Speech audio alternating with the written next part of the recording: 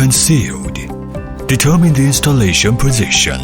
Open a corresponding groove based on rail dimensions and smooth the groove surface with cement. After smoothing, place the rail and mark hole positions.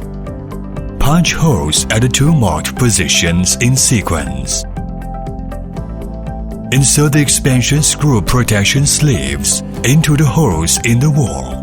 Remove the cover of the rail junction box. Follow the wiring diagram for wiring. Reload the terminal box cover. Arrange the wires into the rail groove to mount and fix them. Lean the rail against the wall. Align it to the holes and fix it into the wall with screws. Install the module and complete the installation.